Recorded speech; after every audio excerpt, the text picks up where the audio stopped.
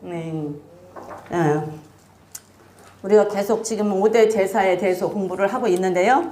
5대 제사, 번제, 그 다음에 소제, 화목제, 속제제, 속건제 5대 제사예요. 근데 오늘은 이제 속제제에 대해서 할 거예요. 근데 번제는 우리가 예수님께서 십자가에서 죽으실 것을 상징하고 예수님께서 우리를 위해서 온몸을 들여 헌신한 것을 상징하고 또한 우리 또한 하나님 앞에 헌신할 것을 상징하는 게 번제라고 그랬어요.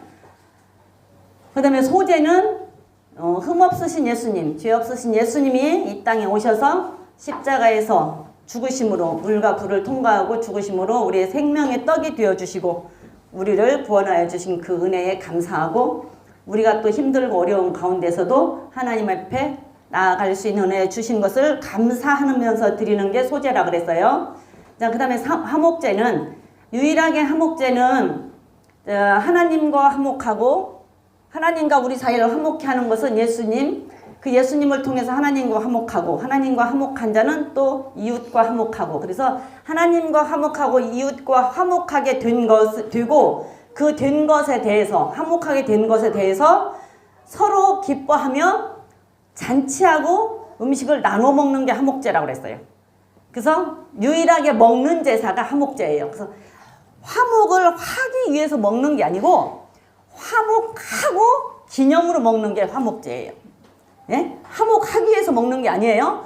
화목을 하기 위해서 먹는 게 아니고 화목하고 기념으로 잔치하고 즐거움으로 잔치하면서 나누어 먹는 게 화목제라고 말해서 하나님과 화목한 사람은 이웃과도 화목해야 하나님 앞에 가까이 갈 수 있다라는 것을 의미해서 나누어라, 이웃하고 나누어라 라고 해서 화목제라고 해서 화목을 한다고 그랬어요. 그래서 화목제를 하는데 화목제의 가슴살, 안심살하고 오른쪽 뒷다리살은 누구 거라고 그랬어요?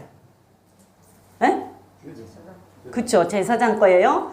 가장 좋은 부위는 제사장 거예요. 화목제, 안심살, 한심살 맛있잖아요. 부드럽고. 가슴, 안심살하고 오른쪽 뒷다리살은 제사장 몫으로 주고 나머지는 나눠라. 그래서 제사장 몫이 항상 있어요. 자, 화목제도 제사장 몫이 있어요. 그래 번제는 제사장 몫이 없어요. 자, 오늘 소제도 제사장 몫이 있습니다. 소제도 제사장 몫이 있어요. 오늘 보는 속제제는 이 말하자면 초점 관역에서 빗나간 죄예요. 이게 하나님의 말씀에서 어긋나간 죄, 그죠? 속죄제 하나님의 말씀, 우리는 하나님의 말씀에 초점을 맞추고 살아야 되는데 그 관역에서 벗어난 자들이 드리는 제사. 그래서 벗어난 자들이 속죄하는 제사예요. 그러니까 말씀에서 벗어난 자들이 속죄하는 제사라고 말이에요. 그래서 속죄제거든요. 근데 그 속죄제가 1절에서부터 12절까지는 대제사장이 지은 죄에 대한 속죄제고 13절부터 21절까지는 이스라엘 전체 백성들이 지은 죄에 대한 속죄제예요. 그 다음에 22절부터 26절까지는 족장이 지은 죄에 대한 속죄제고 27절부터 35절까지는 평민이 지은 죄에 대한 속죄제인데 대제사장하고 이스라엘 전체 백성하고의 죄의 무게는 똑같아서 제사 드리는 제물이 똑같아요. 제사 드리는 제물이. 그래서 지금 속죄제는 직임에 따라서 그 직위에 따라서 제물이 달라져요. 직임에 따라서 대제사장은 바늘 하나를 훔쳐도 거짓말 한 번을 해도 그게 속죄를 하려고 하면 소를 잡아야 돼. 소를 잡아야 돼요. 그 정도로 대제사장의 무게가 큰 거예요. 그런데 이스라엘 전체 백성들이 지은 죄와 대제사장의 죄가 맞먹어요. 똑같아요. 그래서 이스라엘 전체 백성이 지은 죄를 공동체가 지은 죄를 말하자면 속죄할 때는 소로 드려야 돼요. 그러니까 교회로 말을 하면 우리 목사님이 우리들한테나 누구한테 거짓말을 한번 해서 죄를 졌다. 그러면 구약식으로 하면 소를 잡아야 돼. 소를 잡아서 제사를 드려야 돼. 근데 대제사장이 지어서 소를 잡아서 속죄제를 드리는 거는 먹을 게 없어요. 나눠 먹을 게 없어요. 다 태워야 돼요. 다 태워야 돼요. 나눠 먹을 게 없어. 그런데 우리 교인 전체가 죄를 잘못을 해서 공동체가. 그래서 제사를 지내도 구약식으로 하면 소를 잡아야 돼요. 그런데 우리 교회 공동체 전체가 지은 죄와 우리 목사님 혼자 지은 죄가 같이 맞먹는데 그 지어서 지은 속죄를 하는 재물을 갖고는 나눠 먹을 수가 없어요. 나눠 먹을 것이 없고 몫이 없어요. 다 태워야 돼. 이제 나중에 공부하면서 얘기 드릴게요. 그런데 우리 이제 한 사람 한 사람이 우리 성도 한 사람 한 사람이 지은 속죄제, 그 다음에 말하자면 뭐라고 얘기해야 될까? 우리 여기 미추홀구로 말하면 미추홀구 동장이나 시의원 정도 되는 족장들 대표자가 지은 죄의 속죄제, 이 속죄제를 드린 그 재물은 제사장 몫이 있고 먹을 수가 있어요. 제사장이 먹고 그 다음에 나눠 먹는 게 아니야. 그거는 누가 먹어? 제사 지낸 그 사람이 먹어요. 제사장 몫을 빼고는. 그래서 그렇게 이제 되는데 이 속죄제는 이제 1절부터 12절까지만 레위기 4장 1절부터 12절까지만 한번 읽어보고 한번 해봅시다. 자, 1절부터 12절까지만 한번 그냥 쭉 읽어볼게요. 여호와께서 모세에게 일러 가라사대 이스라엘 자손에게 고하여 이르라. 누구든지 여호와의 금령 중 하나라도 그릇 범하였으면 만일 기름 부음을 받은 제사장이 범죄하여 백성으로 죄를 입게 하였으면 그 범한 죄를 인하여 흠없는 수송아지로 속죄 제물을 삼아 여호와께 드릴지니 곧 그 수송아지를 회막문 앞으로 끌어다가 그 수송아지 머리에 안수하고 그것을 여호와 앞에서 잡을 것이요 기름 부음을 받은 제사장은 그 수송아지의 피를 가지고 회막에 들어가서 그 제사장이 손가락에 피를 찍어 여호와 앞 곧 성소장 앞에 7번 뿌릴 것이며 제사장은 또 그 피를 여호와 앞 곧 회막 안 향단 뿔에 바르고 그 송아지의 피 전부를 회막문 앞 번제단 밑에 쏟을 것이며 또 그 속죄 제물된 수송아지의 모든 기름을 취할지니 곧 내장에 덮인 기름과 내장에 붙은 모든 기름과 두 콩팥과 그 위에 기름 곧 허리 근방에 있는 것과 간에 덮인 꺼풀을 콩팥과 함께 취하되 화목제 희생의 소액에서 취함같이 할 것이요 제사장은 그것을 번제단 위에서 불사를 것이며 그 소송아지의 가죽과 그 모든 고기와 그 머리와 다리와 내장과 똥 곧 그 송아지의 전체를 진 바깥 재버리는 곳엔 정결한 곳으로 가져다가 불로 나무 위에 사르되 곧 재버리는 곳에서 살을 지니라 그랬어요. 지금 이 내용이 이제 이따가 전체 이스라엘 백성 전체가 지은 13절부터 21절까지 내용하고 똑같아요. 요대로 전체 회중의 제사가 똑같이 이대로 할 거예요. 똑같아. 그래서 요것만 공부를 잘하면 그 밑에는 그냥 읽어보면 알게 돼요.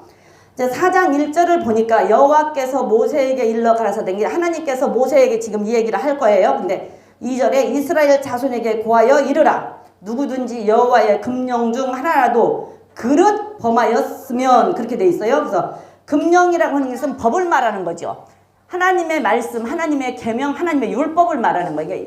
이스라엘 백성 중에서 모세에게 말을 하는데 여호와의 율법 중에 무엇이 하나라도 그릇 범하였으면 그랬어요. 그릇이라는 말이 뭐예요? 예? 그릇 범하였다라는 얘기는 내가 맞으면 실수로 아니면 부지 중에 이게 모르고 실수로 부지 중에 하나님이 거짓말 하지 말라고 예를 들어서 했잖아요. 거짓말 하지 말라는데 그게 거짓말인지 거짓말이라고 생각 안 하고 아무 생각 없이 그냥 말하자면 몰라서 그리고 예수 믿기 전에 예를 들어서 예수 믿기 전에 핍박 많이 하죠. 예수님 핍박 많이 하잖아. 예수 믿기 전에 핍박 많이 하잖아. 그런데 예수님 믿고 돌아와 보니까 내가 했던 것이 잘못했어. 그래서 내가 알지 못하고 죄를 지었거나 아니면 부지 중에 모르고 지었거나 그 다음에 혹시 실수로 그냥 놀다가 사람을 정했는데 발로 가다가 왜 가다가 남자들 발로 돌 잘 차잖아. 돌 조그마한 돌이 있으면 잘 차지요.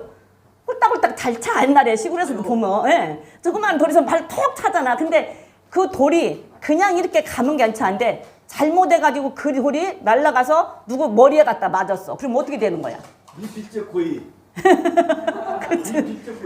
근데 그게 내가 그 사람을 맞추려고 한 건 아니잖아요. 실수로 그냥 나는 그냥 맞으면 가다가 재미삼아 했는데 그것이 가서 그 사람의 머리에 맞아서 그 사람이 죽었든가 아니면 깨졌든가 뭐 병원을 갔든가 하는 거. 그렇게 고의가 아닌 맞으면 부주의로 지었던 그런 약해서 연약해서 실수로 몰라서 부지중에 생각 없이 그렇게 지었던 죄만 속죄죄는 속죄를 할 수가 있는 거예요. 다 되는 건 아니에요.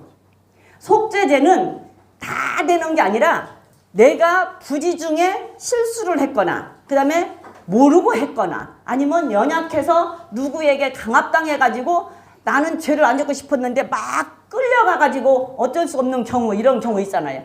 그런 경우에 지었던 죄만 속죄죄는 속죄를 할 수가 있다는 얘기예요. 그럼 무슨 얘기냐면 나는 그러니까서는 그런 많은 생각을 했어. 어디에서 보면 내가 십계명에도 보면 자녀의 죄가 아니 아비의 죄가 자녀에게 3, 4대까지 흐른다고 그랬잖아요. 3, 4대까지 흐른다고 그랬어. 근데 에스겔서에 보면 에스겔서에 보면 아버지가 신포도주를 먹었다고 해서 아들이 이빨이 시지는 않다. 그런 얘기를 하잖아. 그럼 여러분들 궁금하지 않아요, 그게? 궁금하잖아. 궁금한데 그 궁금한 것이 있어야 풀리는 거예요. 나는 그런 궁금한 것들이 참 많았어요. 그러니까는 여기서도 보면 우리가 보면은 민수기 15장 30절로 한번 가볼게요. 민수기 15장 30절에 가면 짐짓 지은 죄라는 말이 있어요. 민수기 15장 30절입니다. 민수기 15장 30절에 가보면 짐짓 지은 죄 한번 읽어봅니다. 시작.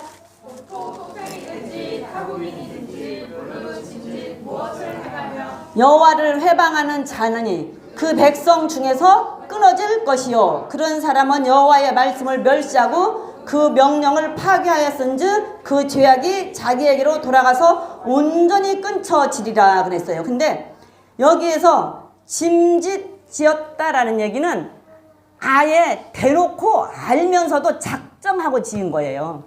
작정하고. 그러니까 히브리서 10장 26절에 가보면 히브리 10장 26절에 가보면 거기에서도 진리를 아는 지식을 받은 후에 짐짓 읽어봅니다. 짐짓 죄를 범한즉 다시는 속죄하는 제사가 없고 그랬잖아요. 근데 우리가 예수 믿으면 모든 거 다 예수님 앞에 회개하면 용서가 되는 걸로 알고 있잖아. 근데 진리를 안다는 것은 예수를 믿었다는 얘기잖아요. 그러고 나서 예수님의 말씀을 다 듣고 나서 이거는 죄다, 이거는 죄가 아니다, 이렇게 하면 안 된다는 것을 알고 난 다음에 작정을 하고 죄를 진 게 짐짓 지은 죄야. 작정하고. 그리고 습관적으로 알면서도 계속 그 죄를 죄인 줄 알면서도 습관적으로 또 하고 잘못했다고 하고 또 하고 습관적으로 하는 그게 짐짓 지은 죄란 말이에요. 그런 사람은 죄 속죄하는 제사가 없다는 얘기예요. 속죄하는 속죄 제사가 없다라는 얘기예요. 또 미가서 2장 1절에 보면 침상에서 개육을 했어. 저녁에 미가서 2장 1절에 보면 침상에서 개육을 하고 경영하고 그 다음에 이제 저녁에 침상에서 적을 어떻게 해서 내가 적을 피해를 입히고 적을 어떻게 해서 죽이고 다 계획을 세웠어. 그러고 나서 날이 새가지고 힘이 있으니까 그대로 행했어. 그대로. 그걸 실행에 옮겼어. 저녁에 계획을 해가지고.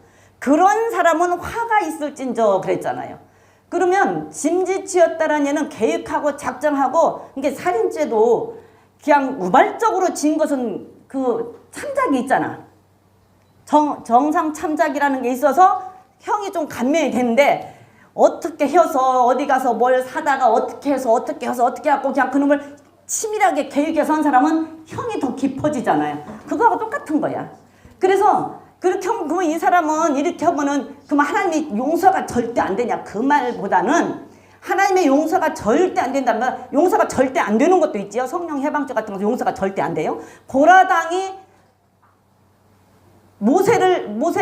모세와 아론이 하나님께서 뽑은 제사장인 걸 알면서도 나도 제사장 해먹었다고 막 대들다가 땅이 딱 갈라져 버렸잖아요. 그런 건 용서가 안 되는 죄예요. 그건 그냥 지옥 간 거예요.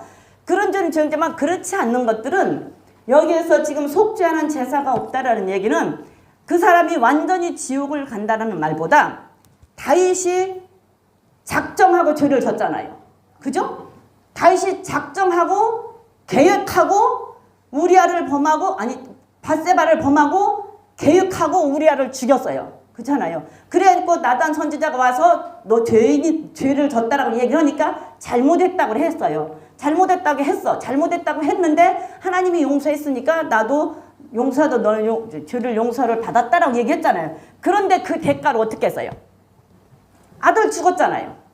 그러니까 짐짓 지은 죄, 알면서도 계획적으로 지은 죄는 그 사람이 정말로 철저하게 회개했을 때 나중에 뭐 그 강도처럼 천국에는 갈 수 있을지 몰라도 이 땅에서는 그 죄의 대가로 다 얻어 터져야 된다는 얘기예요. 영혼은 천국을 가지만 이 육신은 이 땅에서 있을 동안에 다 그 대가를 치러야 된다는 얘기. 그래서 짐짓 지은 죄는 속죄 제사가 없어요. 알면서 작정하고 지은 죄, 계획적으로 지은 죄. 알고 분명히 이건 죄인 줄 아는데 그거를 계획적으로. 그래서 계시록에서도 보면 음행한 자는 자녀가 죽는다고 그랬잖아. 음행한 자는 자녀가 죽는다고, 자녀에게 병을 준 자녀를 죽인다고 해서 음행한 자는. 그거는 내가 아까 말한 것처럼 진리 지식을 알고 예수를 믿고 진리 지식을 알아서 다 알고 죄인 줄 알고 그래도 못 끊고 내가 그 유혹에 못 끊어서 거기에 그 쾌락에 못 끊어서 그걸 알고 죄를 끊지를 못하고 또 짓고 했을 때 이 속죄 제사로는 안 된다는 얘기예요. 내가 회개를 철저히 하고 나면 천국에는 갈 수 있을지 모르지만 이 땅에 있을 때는 그 죄의 대가를 분명하게 치른다라는 얘기예요. 그래서 짐짓 지은 죄는 속죄 제사로 제사가 안 돼요. 속죄 제사로 그러니까 계획적으로 알고 지은 죄, 그다음에 계획 세워서 지은 죄, 그런 죄는 안 되고 모르고 부지중에 그릇 범한 죄는 속죄 제사로 드려서 다 속죄를 받을 수가 있어요. 그런데 자 다시 이제 내일로 갑니다. 내일로 가면 2절 3절 한번 봅니다. 3절을 보면 자 만일 기름 부음을 받은 제사장이 범죄하여 백성으로 죄를 입게 하였으면 그 범한 죄를 인하여 흠없는 숫송아지를 속죄의 제물로 삼아 여호와께 드릴지니 그랬어요. 자 대제사장이 그릇 범죄하여 백성으로 죄를 입게 하였으면 그랬어요. 그러니까는 대제사장이 죄를 지면 그 죄의 그 죄값, 죄책은 백성들에게 안 오겠지만 대제사장이 지은 죄가 백성들에게 영향을 끼친다라는 얘기예요. 그러니까 지도자가 죄를 지으면 아까도 얘기한 것처럼 그루터 교회 목사님이 죄를 지면 그 죄가 우리한테 오지는 않아요. 그런데 우리에게 영향을 미칠 수는 있어. 그렇기 때문에 여러분들이 목사님을 위해서 기도를 많이 해야 돼요. 왜?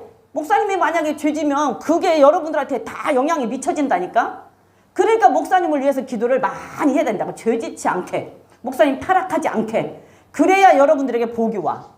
그래서 목사님을 위해서 기도를 해야 되는 이유가 여기에 있는 거예요.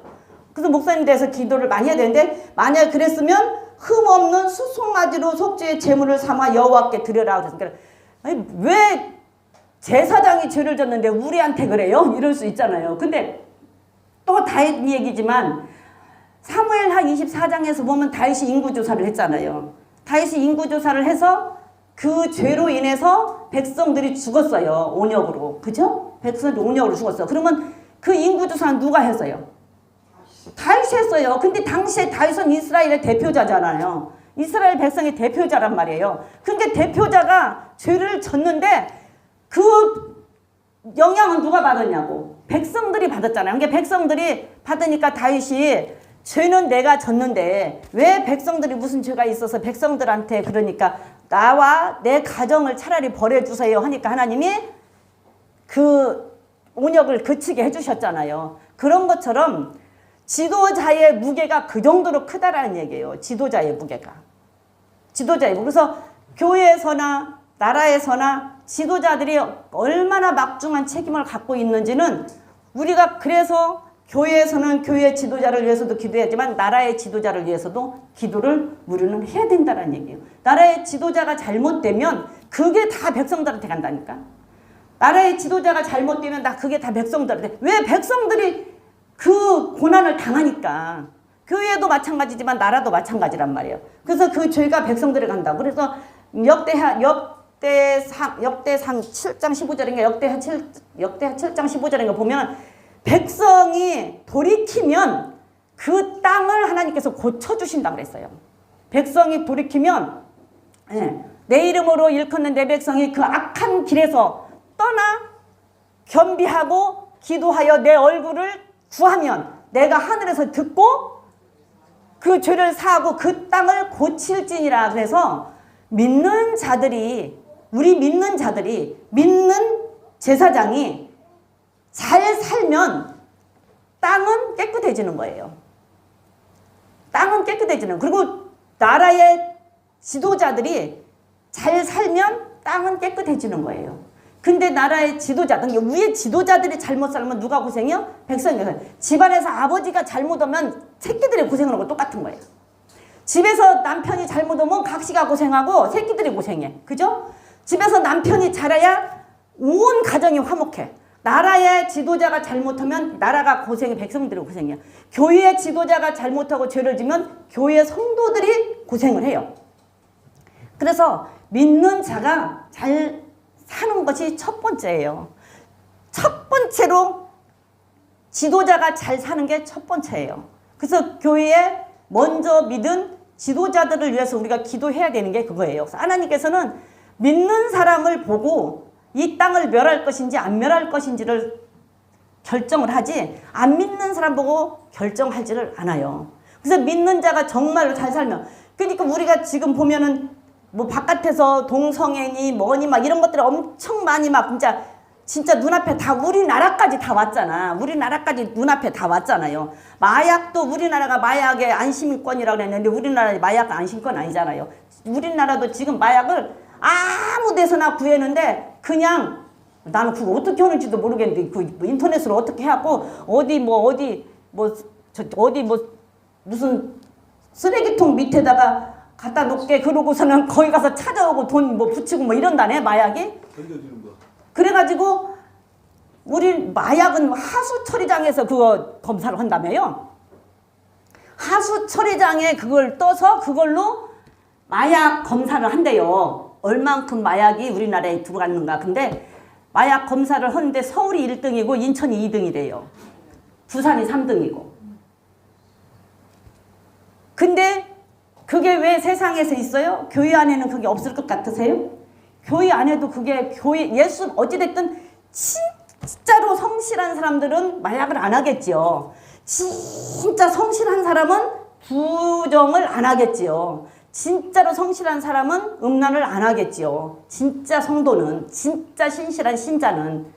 근데 어찌됐든 예수 믿는다고 예수 영접하고 들어온 사람들 중에 교회 안에 마약 하는 사람이 없냐고요. 있다고요. 동성애 하는 사람이 없어요? 목사까지 나왔는데 동성애 하는 사람이 없겠냐고. 동성애 목사까지 나오는데 동성애 하는 사람이 교회 안에 없겠냐고요. 그러니까 교회 안에 그런 죄들을 다 지니까 바깥에서 그런 죄들이 질 수밖에 없는 거예요. 정말로 믿는 자들이 진실하게 깨끗하게 거룩하게 산다고 하면 이 나라가 깨끗해질 수 있다는 얘기예요. 그래서 믿는 자들이 그렇게 중요하고 믿는 지도자가 중요하다는 얘기예요. 믿는 지도자가. 그래서 수송아지를 가지고 이 대제사장이 죄를 범했을 때는 수송아지를 가지고 회막문 앞으로 와서 잡아라.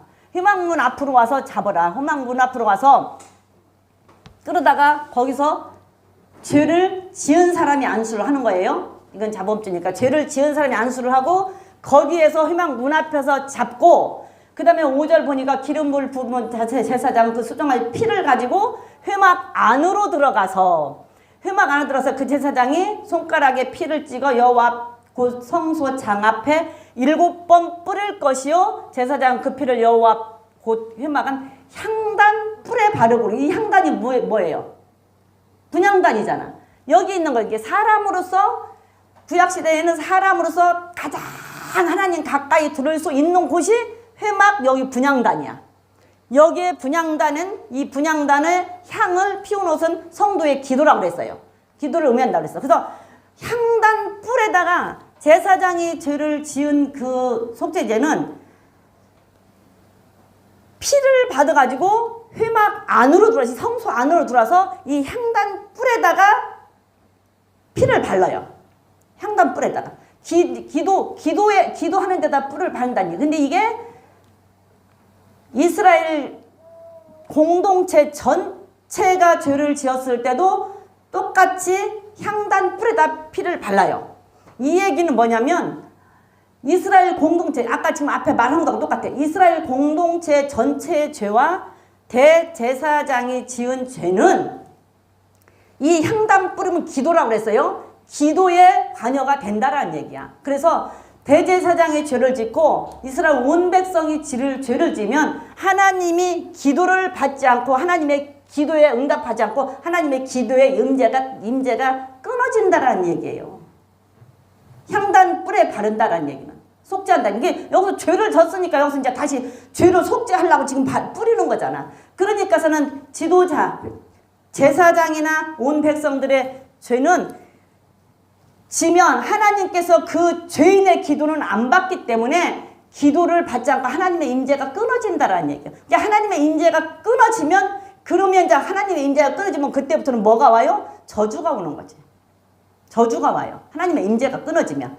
그래서 지도자의 죄가 그만큼 심각한 거고 전체 믿는 자들의 죄가 심각하다는 얘기예요. 그리고 나머지 피는 번제단 밑에다 갖다 쏟고 속죄 제물을 이 속죄 제물은 8절에 보면 기름을 취할지니 곧 내장에 덮인 기름, 내장에 붙은 기름, 두 콩팥 그 위에 비튼 기름, 허리 근방에 있는 것과 간에 덮인 꺼풀의 콩팥과 함께 취하되 그랬잖아요. 그래서 이거는 지난 시간에 우리가 화목제 할 때 배웠어요. 화목제 할 때 화목제에 드려지는 제물은 기름하고 콩팥하고 내장만 하나님 앞에 드리고 나머지 고기는 가슴살과 뒷다리살은 제사장 몫이고 나머지는 다 나눠 먹어야 된다고 그랬어. 그날 다 나눠 먹어야 된다고 했어.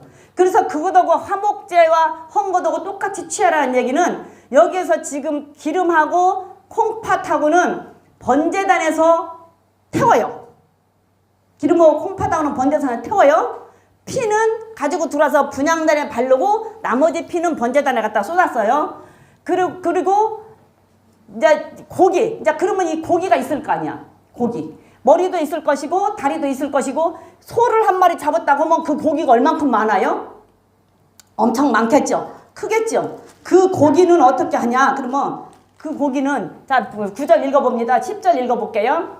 10절 읽어보면 화목제 희생의 소액에서 취함같이 할 것이요 제사장 그것을 번제단 위에 불사할 것이며 그 수송아지의 가죽과 모든 내장과 고기와 그 머리와 다리와 내장과 똥 곧 그 송아지의 전체를 진 바깥 재버리는 곳인 정결한 곳으로 가져다가 불로 나무에 사르되 곧 재버리는 곳에서 살을 찌니라 그랬어요. 그러니까 내장하고 기름하고는 번제단에서 태우고 피는 회막 안에 들어서 분향단에 바르고 나머지는 전체 다 이게 속죄제는 나머지 번제 소제는 이제 저기 곡식으로 들으니까 화목제 이건 회막 안에서 번제단에서 태워요.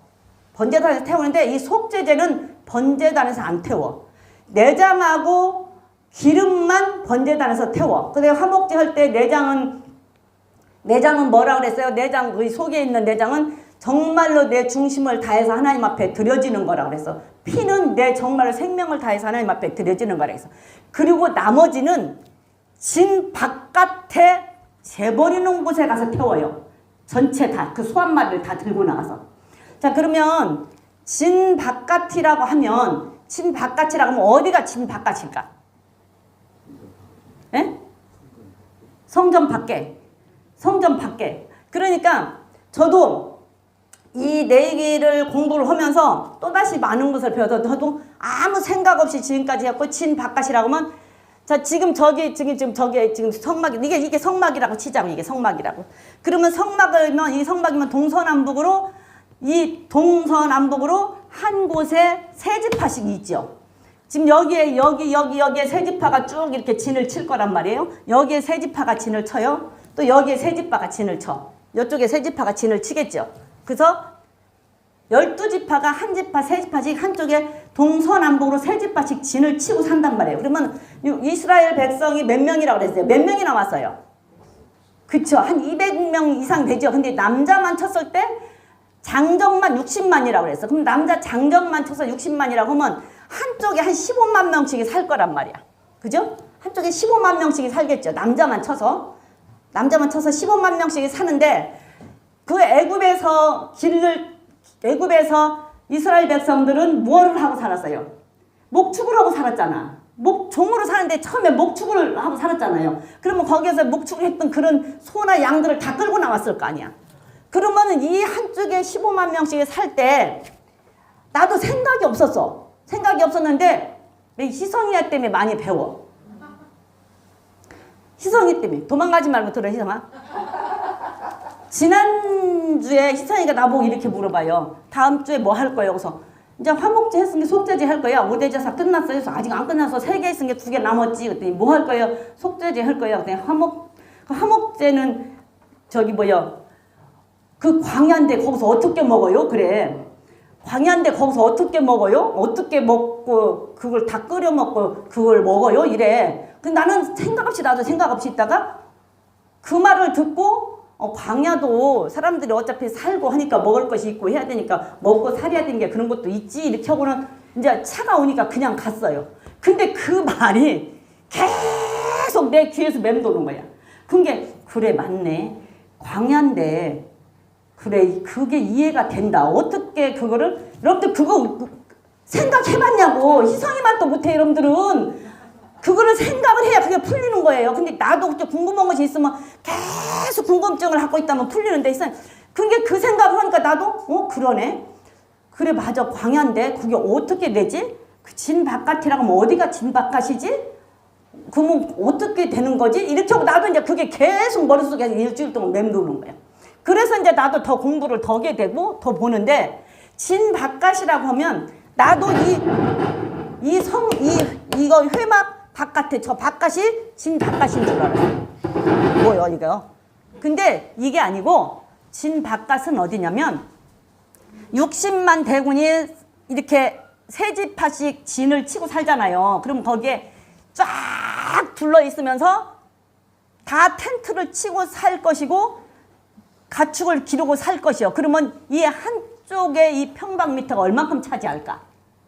여기에서 친다고 하면 지금 우리 교회 바깥이 어디예요? 우리 교회가 이 안이 다 바깥, 우리 교회잖아요. 우리 교회 바깥은 저 바깥에 나가야 되잖아요. 이 문 바깥에. 저게 진 바깥이야. 그러면 어마어마한 거야. 어마어마한 거예요.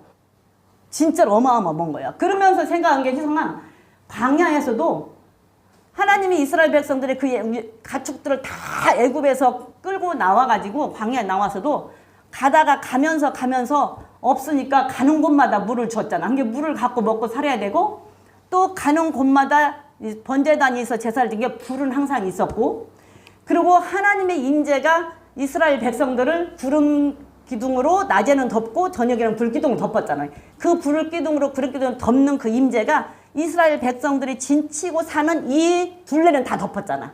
이스라엘 백성들이 안 사는 쪽은 안 덮었잖아요. 그러니까 우리 교회를 치면 이 교회 밖이 진인 거야. 그러면 얼마나 커요? 얼마나 넓어요?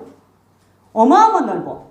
그래서 그 넓은 이 자리를 그 이스라엘 백성들이 진치고 사는 그 자리를 벗어난 자리가 진 바깥이야. 진 바깥. 거기에 가면 다시 그 정결 예식을 드리고 하는 재버리는 곳이 있어. 그곳에 가서 거기에서 나무 위에서 태우라는 게 얼마나 멀리 그걸 끌고 가는 거예요. 그러면 이 진 안에는 하나님이 이 진 안에는 이스라엘 백성들이 있는 안에는 하나님의 이 임재가 있는 곳이야. 구름 기둥 불 기둥으로 이스라엘 백성들은 항상 이렇게 보였으니까 임재가 있는 곳. 그리고 그 진 바깥은 하나님이 구름 기둥 불 기둥을 덮지를 않은 게 하나님의 임재가 없는 곳이에요. 그곳이 진 바깥이야. 그러면 진 바깥이라고 하면은 왜 이래 얘가? 진 바깥이라고 할 때 그래서 내가 희성이 그 말을 듣고 계속 하다 보니까 재밌는 것도 있어. 신명기 23장 한번 볼까요? 신명기 23장 9절에서 12절에 보면 진 바깥이 나오는데 왜 이래 얘? 뭐가 잘못됐지? 마이크 끄고 할까? 여기? 여기? 아니 나 그냥 이대로 자꾸 하는데. 근데 진 바깥이라고 하면 신명기 23장 9절에 10절에 보면 재밌는 게 나 이걸 보면서 희성이 때문에 내가 이런 걸 또 배우면서 야 우리 하나님은 참 진짜 이런 것도 다 세밀하게. 여기 보세요. 네가 대적을 치러 출전할 때 모든 악한 일을 스스로 삼가할지니 그랬어요. 연기로 출전할 때라는 얘기는 혹시 전쟁 나가거나 뭐하고 할 때 이스라엘 백성들에게 전쟁 나가거나 할 때 너희들이 악한 일을 삼가하라 하면서 하는 얘기가 자 너희 중에 누가 밤에 몽설함으로 부정하거든 진 밖으로 나가고 진 안에 들어오지 아니하다가 해 지를 때에 모욕하고 해진 후에 진에 들어올 것이요 너의 진 밖에 변소를 베풀고 그리로 나가되 그랬어. 그래서 화장실도 그 진 밖으로 가야 되는 거야. 화장실도 그 안에 이 이스라엘 이 진 안에는 화장실이 없어. 그 진 바깥에가 화장실이 있는 거야. 나 이거 보고 깜짝 놀랐어. 야 이렇게까지 해서 이 진 바깥에 화장실을 가려면 얼마나 갔을까? 그럼 급한 사람은 어떻게 해야 돼? 급한 사람은 어떻게 해야 되냐고. 거기에 변소를 베풀고 그리로 나가되 너희 기구에 작은 삽을 더하여 밖에 나가서 대변을 통할 때에 그것으로 땅을 팔 것이오므로 삽을 가지고 가야 되는 거야. 그 삽을 가지고 진 바깥으로 가서 대변 볼 때는 땅을 파고 거기다 대변을 보고 돌아서서 그 삽으로 그 대변을 묻어야 되는 거야. 그 진 바깥에. 하나님은 그러니까 더러운 것은 진 안에 두지 말라라는 얘기예요. 더러운 것은. 근데 왜 그래야 되냐? 왜 그래야 되냐? 그러니까 이는 뒤에 하나님 여호와께서 너를 구원하시고 적군을 내게 붙이시려고 네 진 중에 행하심이라 그랬어요. 그래서 그러므로 내 진을 거룩해 하라. 그러니까 만약에 전쟁을 한다든지 뭐가 쳐들어온다든지 할 때는 하나님께서 전쟁은 하나님의 손에 있다서 하나님께서 도와줘야 되잖아요. 그러면 이스라엘 백성들이 전쟁으로 나가려고 하면 하나님 앞에 기도하면 하나님께서 뭐 가라 가지 마라 뭐 어떻게 해라 하나님께 도와줘야 되는데 막 여기다 똥 싸놓고 뭐 싸놓고 막 더럽게 해놓으면 하나님이 더러워서 그곳에는 안 계신다라는 얘기예요. 하나님은 더러운 곳에는 안 계신다라는 얘기예요. 깨끗한 곳에만 계신다라는 얘기예요. 그래서 하나님이 도와주실 때는 성결하고 거룩한 곳에서 도와주고 성결하고 거룩한 자들을 도와주지 그리하면 네게서 불합한 것을 보시지 않으므로 너를 떠나지 아니하리라는 게 더럽게 만들지 말라는 하나님의 임재가 있는 곳에는 더럽게 만들지 말라라는 얘기예요. 그러면 오늘날로 말하면 우리 교회 안에 좀 더럽다라고 하는 것은 죄라는 얘기잖아요. 그러면 우리 교회 안에 더럽게 만들어야 돼요? 안 만들어야 돼요? 우리 교회 안에 죄를 가지고 있으면 하나님의 임재가 여기서 없다니까. 그리고 우리를 안 도와줘. 떠나.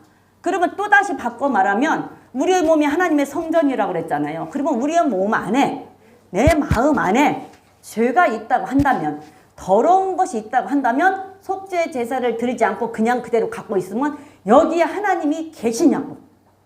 안 계시고 하나님이 떠나서 나를 도와주질 않는다라는 얘기예요. 그래서 희성이 때문에 많이 공부했어.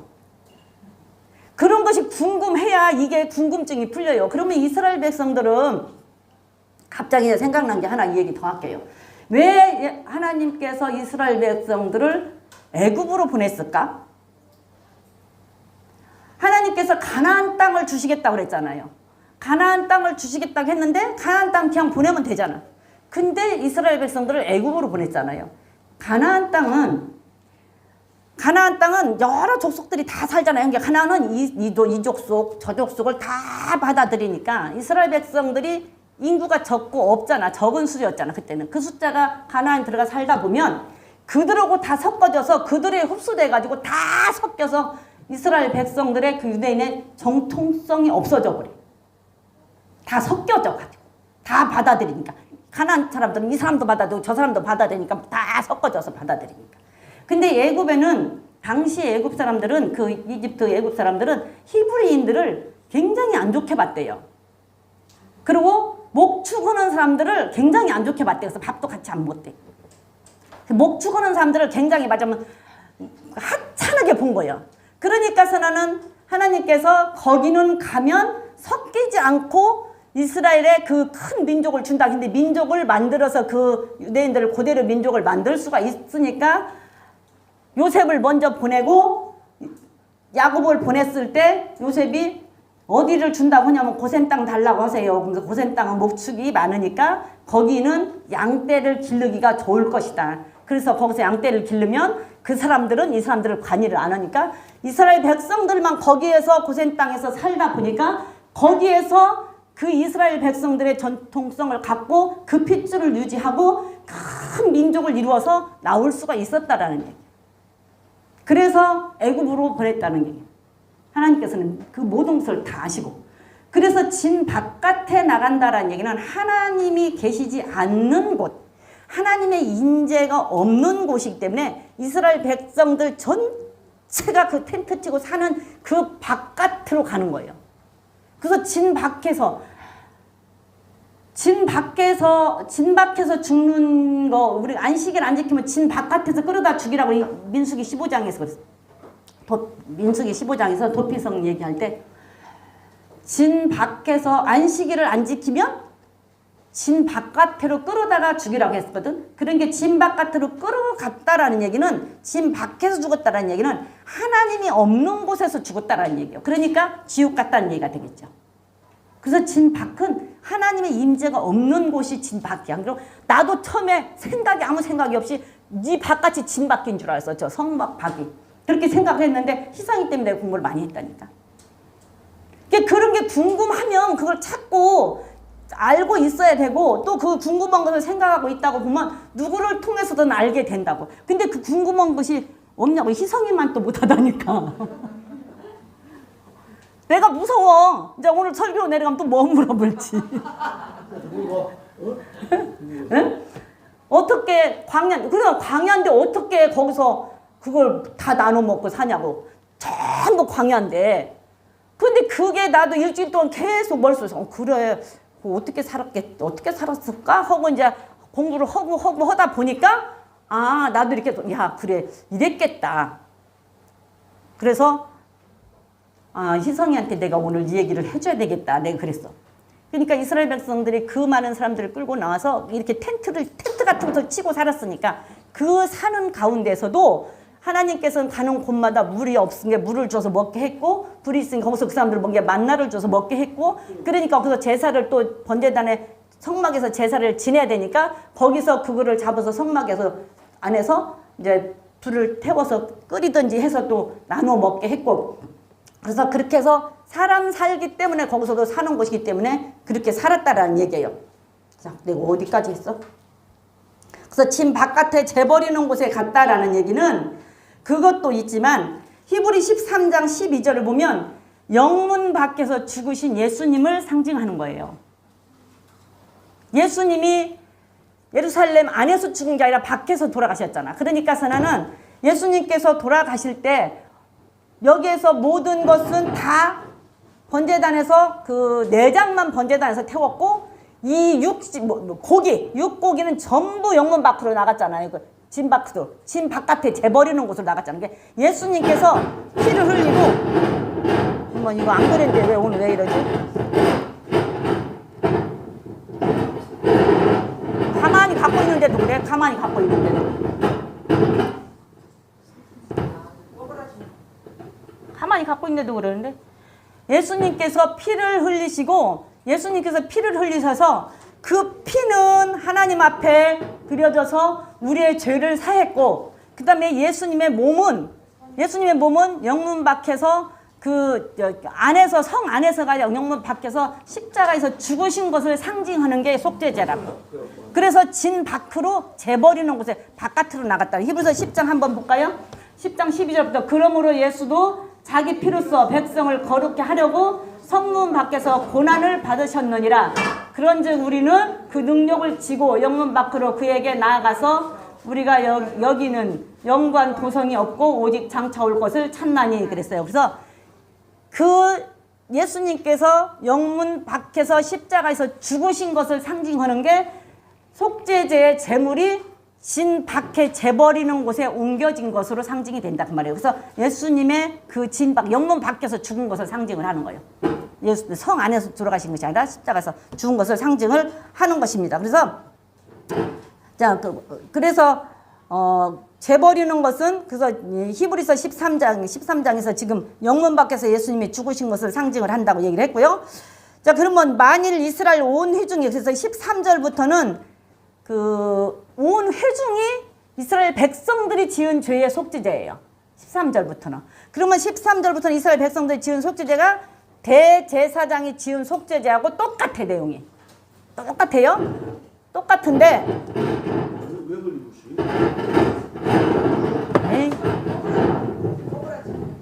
냅둬버려. 그거 똑같은데 13절부터 21절까지는 그 똑같으니까 그거는 이제 빼놓고 22절부터 한번 보자고요. 22절을 보면 족장들이 짓는 죄에 대한 속죄제예요. 이게 대제사장하고 이스라엘 온 회중이 같이 짓는 죄는 피가 성소 안으로 들어와요. 피가 성소 안으로 들어와. 그래갖고 분향단에 피가 발라진다고 그랬어요. 그리고 번제단에서 태우는 거는 내장하고 콩팥만 번제단에서 태워. 그리고 나머지 모든 고기 전체는 다 싹 다 진 바깥으로 나가서 예수님이 진 밖에서 영문 밖에서 죽는 것을 상징으로 진 바깥에 나가서 거기서 태운다고 그랬어요. 그러면 이스라엘 온 회중이 짓는 죄도 똑같아요. 제사 방법이 똑같아. 그것도 수송아지로. 그런데 자 23절, 22절부터 읽어보면 22절부터 한번 읽어봅시다. 21절부터 읽어보면 족장들이 짓는 죄예요. 족장들이 짓는 죄인데 자, 한번 읽어볼게요. 시작. 만일 족장이 그 하나님 여호와의 금령 중 하나라도 부지 중에 범하여 허물이 있었다가 그 범한 죄에 깨우침을 받거든 그는 흠없는 순염소를 예물로 가져다가 순염소의 머리에 안수하고 여호와 앞 번제 희생을 잡는 곳에서 잡을지니 이는 속죄제라. 제사장은 그 속죄 희생의 피를 손가락을 찍어 번제단 뿔에 바르고 그 피는 번제단 밑에 쏟고 그 모든 기름과 화목제의 기름같이 단 위에 불사를 지니 이같이 제사장이 그 범한 죄에 대하여 그를 위하여 속죄한 즉 사함을 얻으리라 그랬어요. 족장의 죄는 제물이 순염소예요. 근데 순염소가 모든 짐승은 수컷이 비싸다네. 소도 수컷이 비싸요. 왜냐하면 씨를 받아야 되기 때문에. 근데 그거는 막 다량으로 키우지 않고 그 씨 받을 것만 키우기 때문에 염소도 그러고서 순염소. 근데 평민이 짓는 죄는 순염소나 암염소로 해요. 이게 암염소가 좀 싼데 요거 족장이라고 하면 나라 이제 우리로 말을 한다고 하면 맞으면 지도자 대표자들이니까 뭐 인천으로 말한다고 뭐 인천시장이 아니면 뭐 시의원, 국회의원 뭐 이런 정도 맞으면 정치 지도자들이 되겠죠? 정치 지도자들이. 그러면 우리 목사님하고 인천시장하고 보면 누가 돈이 많을까? 응? 시장에 돈이 많겠죠. 그쵸? 물어보나 말하죠. 그런데 죄를 지으면 목사님이 소로 드려야 돼. 여기 족장은 염소로 드려야 돼. 그쵸? 그 정도로 목회자의 지도자의 제사장의 무게가 크다라는 얘기예요. 그러니까 하나님의 이 일꾼, 하나님의 그 말씀을 맡은 지도자는 그만큼 무게가 있다라는 얘기예요. 그러니 얼마나 무게감이 있어요. 그러니 얼마나 힘들겠어요. 그게 여러분들이 기도를 해야 되는 게 맞죠.